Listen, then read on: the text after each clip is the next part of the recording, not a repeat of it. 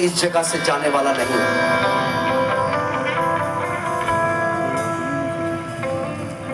भूख और प्यास के साथ पिछले 3 दिन मैंने आपको वचन सिखाया, मगर आज रात पवित्र आत्मा की रात है। मैंने कहा आज रात पवित्र आत्मा की रात है, क्योंकि वचन और आत्मा साथ में कार्य करता है।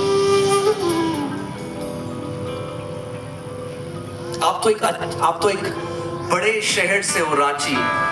मेरा जन्म तो एक छोटे से शहर में या गांव में, अगर आप उसे कहें, वहां पे हो।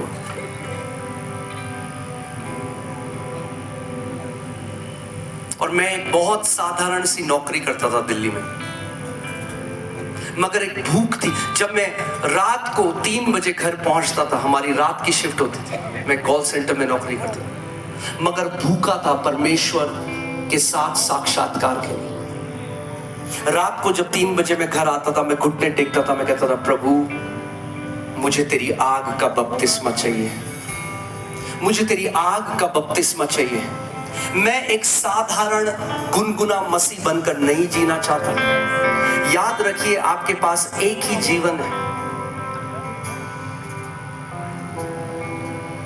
आपकी कहानी लिखी जा रही है, मगर ये परमेश्वर नहीं निर्धारित करता कि आप आपकी कहानी साधारण होगी या आपकी कहानी असाधारण होगी। ये आप निर्णय करते हो। ये आप डिसाइड करते हो कि मैं उस खुदा के साथ कैसे चलूंगा, मैं उसके साथ कितनी नजदीकी में चलूंगा, मैं उसके साथ कितनी इंटीमेसी, घनिष्ठता में चलूंगा। ये आप डिसाइड करते हो। और आज रात आप जानते हैं, परमेश्वर कभी भी उसके जो बेटे और बेटियां जो भूख के साथ उसको पुकारते हैं, उसको वो नजरअंदाज नहीं कर सकता।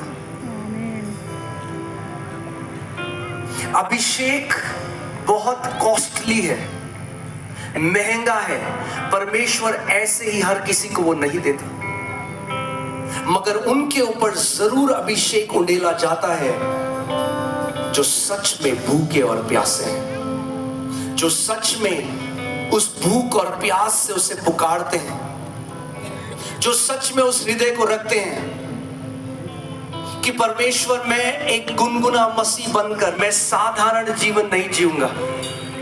प्रभु तूने मुझे जो ये जीवन दिया है, मेरी गवाही एक असाधारण गवाही होगी। क्योंकि याद रखो, एक जीवन आपके पास है, और जैसा जीवन आप यहां पृथ्वी पर जीते हो, वो अनंत तक याद रखा जाएगा।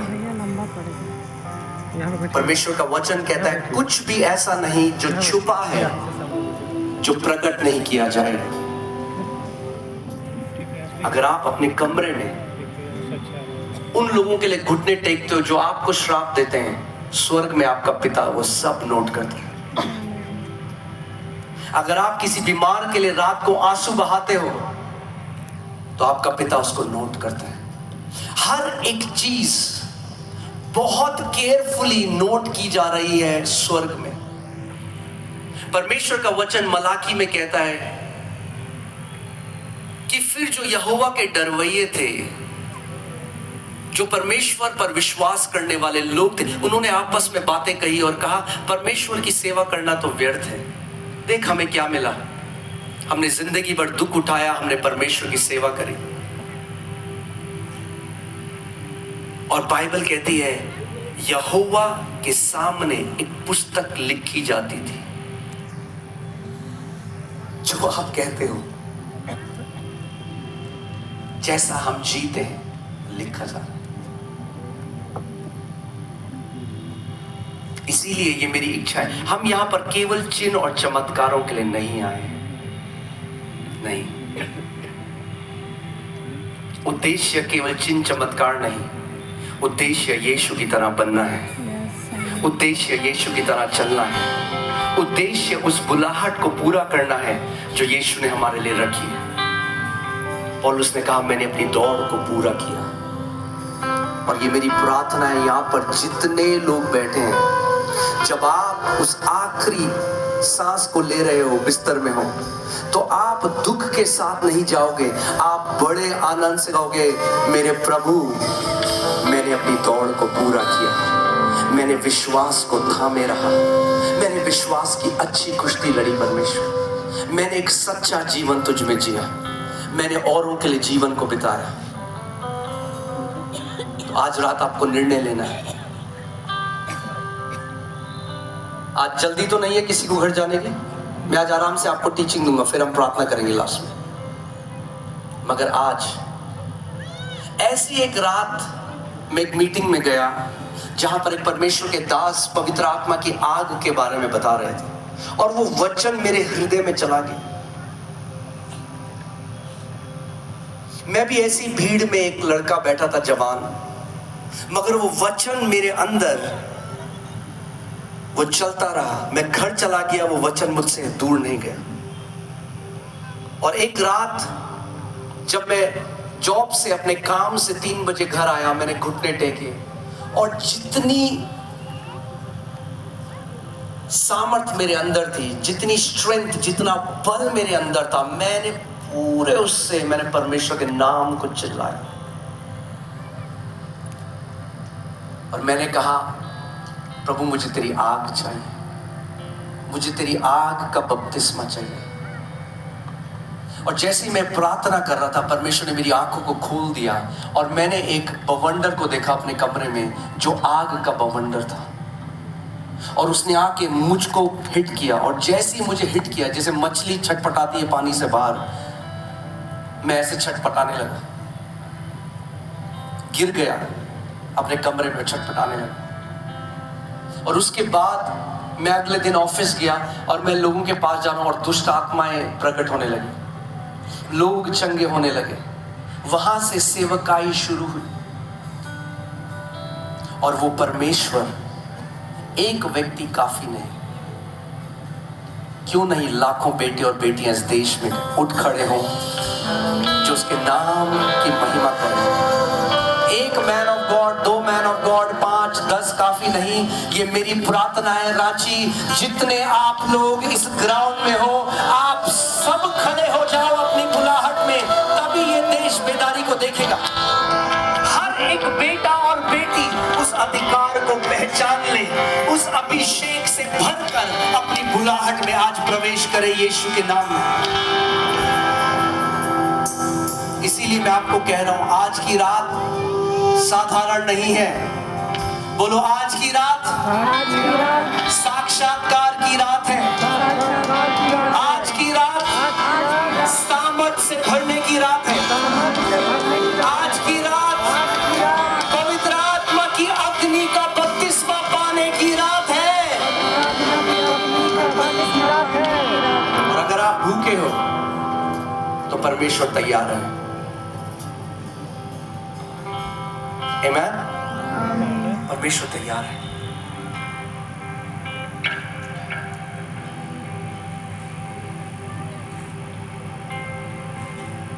जब मैं वचन की स्टडी जो मैं करता हूं, और मैंने पूरे वचन में देखा कि बेस्ट ब्लेसिंग क्या है परमेश्वर, बेस्ट ब्लेसिंग क्या है, अपने बच्चों को जो देता है, बेस्ट गिफ्ट क्या है।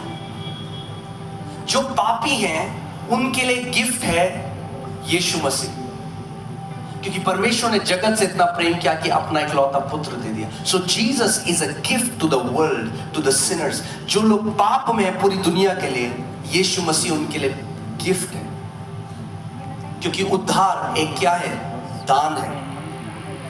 मगर जब हम परमेश्वर की संतान बन गए, जब हम उसके बेटे और बेटी बन गए, तो मैं फिर सोचने लगा, क्या चंगाई सबसे बेस्ट गिफ्ट है? क्या एक बड़ी गाड़ी सबसे बेस्ट गिफ्ट है? क्या एक बहुत रुतबा होना, लोग आपको जाने, क्या ये सबसे बेस्ट गिफ्ट है? क्या आपके पास बहुत धन दौलत हो, क्या ये सबसे बेस्ट ब्लेसिंग है?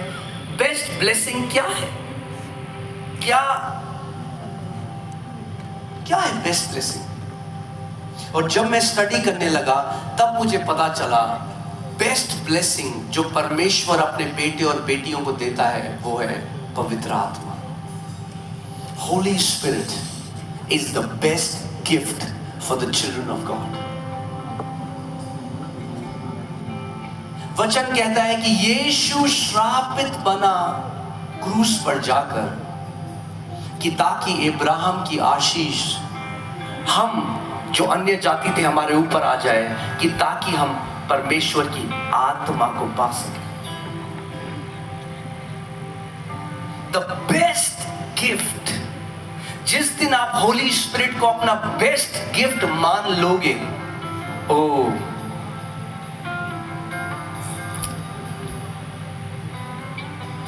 आप गोलायत, जितने भी गोलायत हैं उनको गिराने वाले हो जाओगे।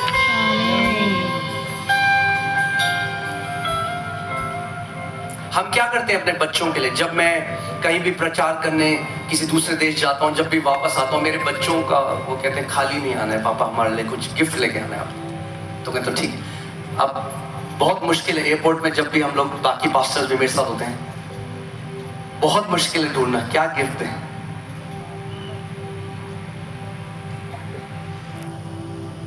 अब यहां देखिए, मैं आपको एक जगह ले जाना चाहता हूं, लूका 11:13।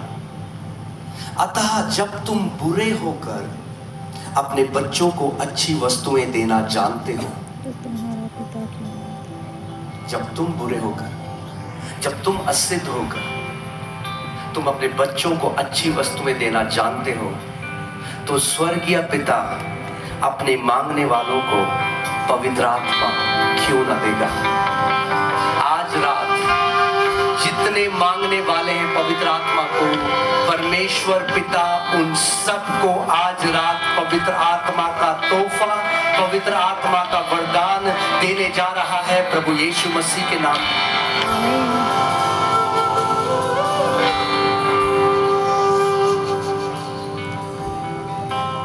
अगर आपने पवित्र आत्मा का बपतिस्मा पा लिया, आप ब्लेस्ड हो।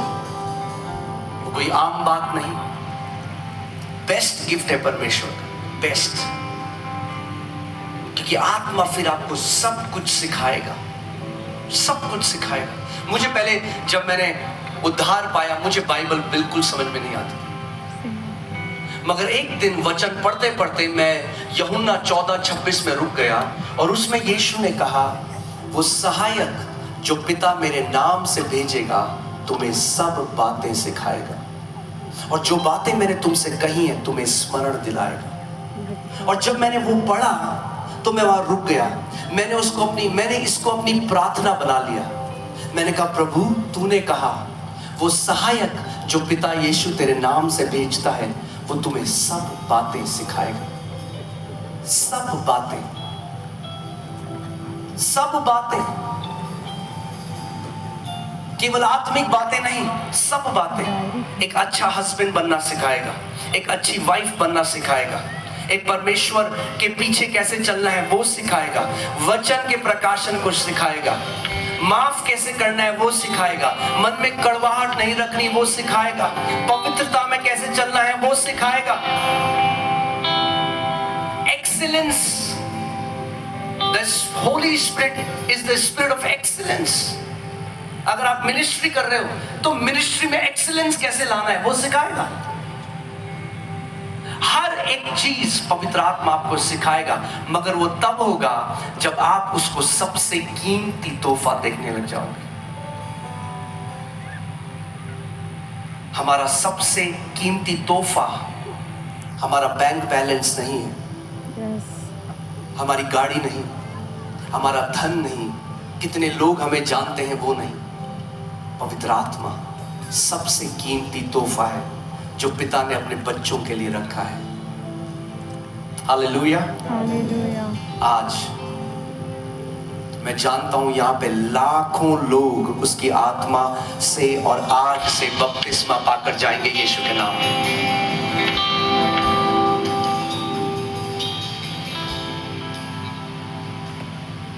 लूका 3:16 में यूहन्ना बपतिस्मा देने वाले ने कहा, मैं तो तुम्हें पानी से बपतिस्मा देता हूं। ये जो वर्ड बपतिस्मा है, कई लोग सोचते हैं अरे बपतिस्मा मतलब धर्म बदल लेना। बपतिस्मा का धर्म से कोई लेना देना नहीं, क्योंकि यीशु मसीह ने स्वयं बपतिस्मा लिया। ये जो शब्द बपतिस्मा है, ये यूनानी शब्द बैप्टिजो से आता है। इसका मतलब है इमर्जन या डुबोना। जैसे एक सफेद कलर की चुन्नी है, और आप देखते हैं जो बहनें होती हैं वो चुन्नियां डाई कराती हैं, अपने कपड़े डाई कराती हैं। तो आपने जब एक सफेद चुन्नी को लिया और उसको लाल कलर के पेंट में डाल दिया, तो जो लाल रंग है वो चुन्नी में चला गया, और जो चुन्नी है वो लाल रंग में चली गई, वो दोनों एक हो गया। यहां से शब्द आता है बपतिस्मा। यूहन्ना बपतिस्मा देने वाले ने कहा, मैं तो तुम्हें पानी से बपतिस्मा देता हूं, परंतु वह जो आने वाला है जो मुझसे शक्तिमान है, मैं तो इस योग्य भी नहीं कि उसके जूते के बंद खोल सकूं। वह तुम्हें पवित्र आत्मा और आग से बपतिस्मा देगा। आज मैं घोषणा करता हूं, वो सर्वशक्तिमान परमेश्वर, वो महान प्रभु यीशु मसीह आपको पवित्र आत्मा और आग से बपतिस्मा देगा यीशु के नाम में। अगर विश्वास करते हो तो ऊंचा आमीन बोलो। बोलो, आज रात मेरा यीशु मुझे पवित्र आत्मा से और आग से बपतिस्मा देगा। हालेलुया।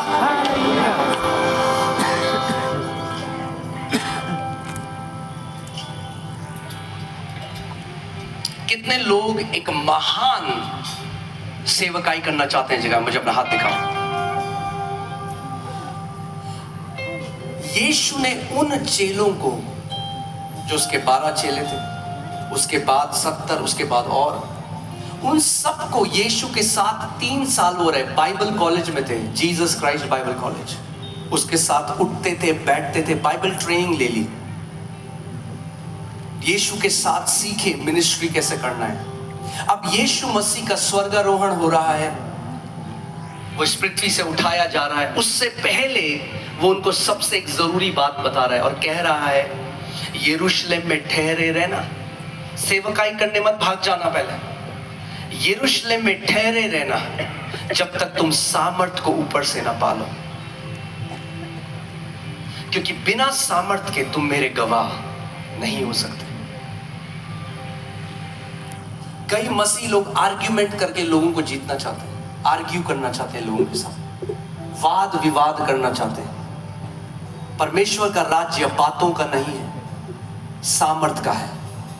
हालेलुया, सामर्थ का है। एक व्यक्ति दिल्ली में बहुत ही इन्फ्लुएंशियल फैमिली से, किसी ने बताया, हम लोग छोटे से घर में हमने जब शुरू किया मिलना, प्रार्थना करना, तो वो एक बड़ी गाड़ी लेकर आया, बड़े अहंकार से भरा हुआ, बड़े अहम से भरा हुआ, और कहा, भाई मैंने सुना है कि तुम लोग प्रार्थना करते हो, जरा करो मेरे ऊपर भी प्रार्थना। तो मैंने उनसे पूछा, भाई क्या, किस चीज के लिए हम प्रार्थना करें, आप बताएं। कह रहे, करो जो तुम्हें करना है, प्रार्थना करो। तो मैंने प्रार्थना करी, बड़ा लौ लगाकर मैंने प्रार्थना करी। तो प्रार्थना के समय वो आंखें खोल के ऐसे देखता रहा, फिर कह रहा, क्या हुआ? कुछ भी तो नहीं हुआ, तुम सब झूठे हो, तुम सब ढोंगी हो, और वापस चला गया। और जैसे ही वो गया, मैं अपने घुटनों पे आ गया। मैंने कहा, प्रभु आज रात इसको इसके बिस्तर में चिपका देना। आज रात तेरी ऐसी सामर्थ इसके ऊपर उतरे कि अपने बिस्तर में चिपक जाए।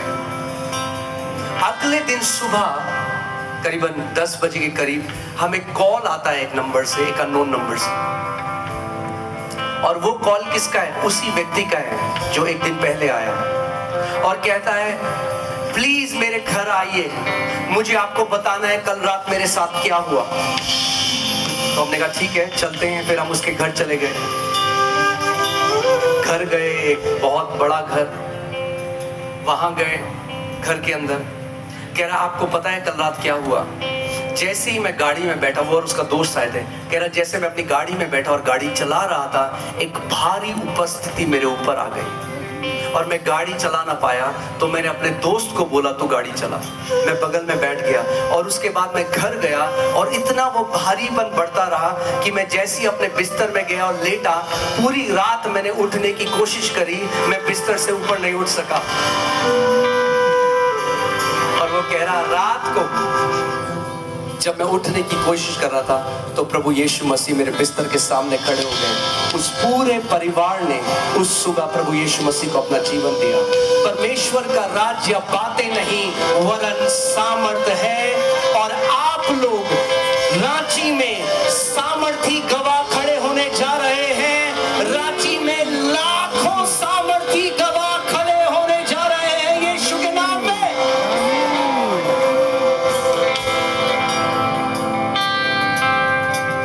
सामर्थ कैसे आता है? यीशु ने साफ बताया। देखिए, जब हम वचन पढ़ते हैं हमें मानना है जो लिखा है। प्रेरितों के कार्य 1:8, परंतु जब पवित्र आत्मा तुम पर आएगा तब तुम सामर्थ पाओगे। यहूदी बहुत उपवास करते थे, उनमें सामर्थ नहीं था। हफ्ते में 3 बार उपवास करते थे।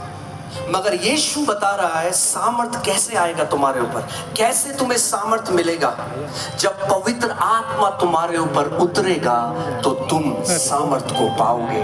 आज रात रांची, जब पवित्र आत्मा आपके ऊपर उतरेगा तो आप सामर्थ को पाओगे यीशु के नाम में। जा रही है यीशु के नाम में। ऐसे माइटी चर्चेस जो रांची ने नहीं देखे,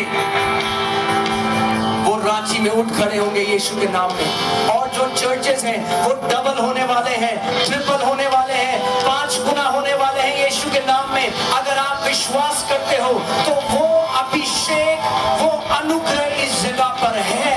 यीशु ने कहा विश्वास करने वालों के लिए सब कुछ संभव है।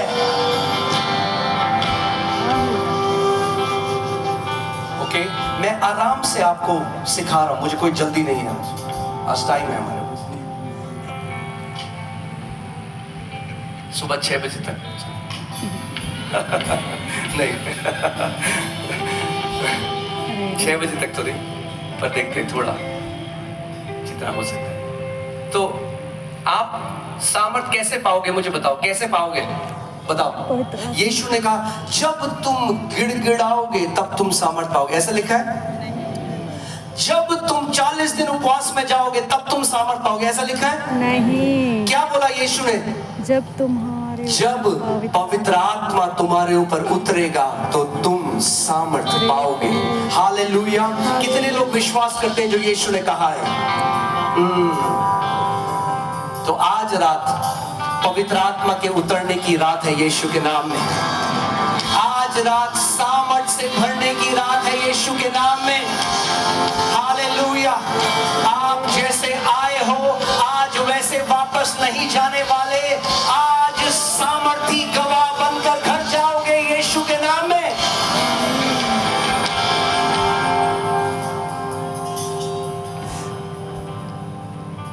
आज एक माइटी आउटपोरिंग परमेश्वर जगह में उंडेल देगा परमेश्वर तेल को जगह में।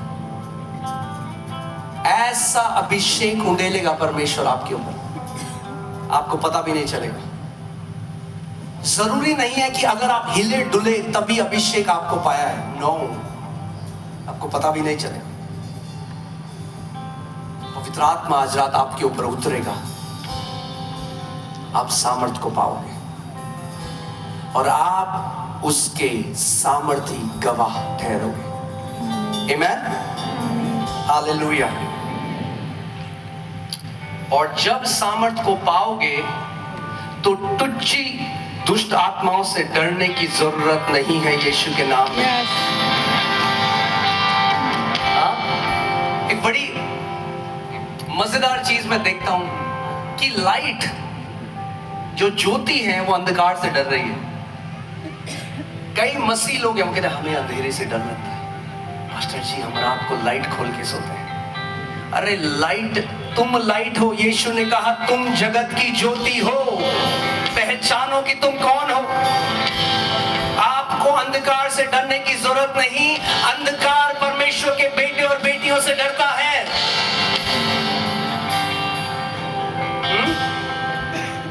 दुष्ट आत्माओं से डरने की जरूरत नहीं। देखिए वचन में देखते हैं क्या लिखा है, ध्यान धरकर सुनना। मत्ती 12 उसके 28। पर यदि मैं परमेश्वर की आत्मा की सहायता से दुष्ट आत्माओं को निकालता हूं, कैसे निकालता हूं? यीशु ये कह रहा है, मैं दुष्ट आत्माओं को कैसे निकालता हूं? परमेश्वर की आत्मा की सहायता से।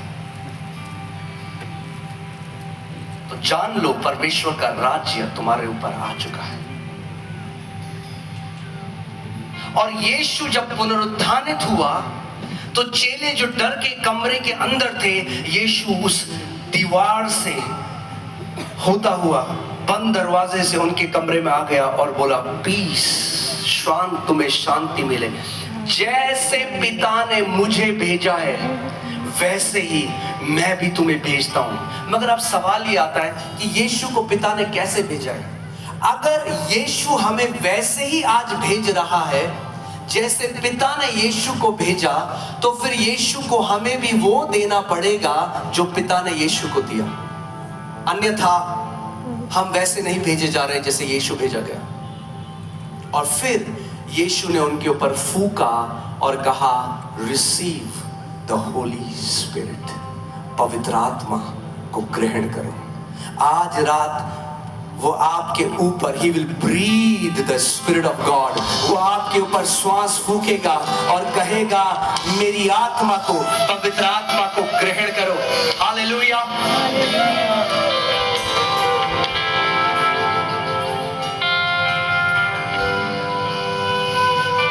जो शब्द अनॉइंटिंग है, अनॉइंटिंग, अभिषेक, लोग आज कहते हैं वो गाना बड़ा अभिषिक्त है, उसका मतलब क्या है? ओ वो परमेश्वर का दास बड़ा अभिषिक्त है, उसका मतलब क्या है? अभिषेक का मतलब क्या है? ये शब्द अभिषेक क्रियोस शब्द से आता है, यूनानी, जिससे क्रिस्त शब्द आया है, क्रिस्त। और इसका मतलब है हाथ बढ़ाकर तेल को मलना, हाथ बढ़ाकर तेल को मलना। अब इस बात को समझिए कि यीशु मसीह, यूहन्ना 1:1 में लिखा है, आदि में वचन था, वचन परमेश्वर के साथ था और वचन ही परमेश्वर था। और फिर 1:16 में लिखा है, ये वचन देह धर कर आया और मनुष्य के बीच में डेरा किया और हमने उसकी ऐसी महिमा देखी जैसे एक इकलौते पुत्र की। तो यीशु वचन है, परमेश्वर का वचन जो देह धर कर आ गया। अब यीशु यहूदियों के आराधनालय में जा रहा है, सिनेगॉग में जा रहा है, हर रोज प्रार्थना करने जा रहा है और वापस आ रहा है, कुछ नहीं हो रहा। 30 साल हो गया, कुछ चमत्कार नहीं, कुछ चंगाई नहीं, कुछ भी नहीं,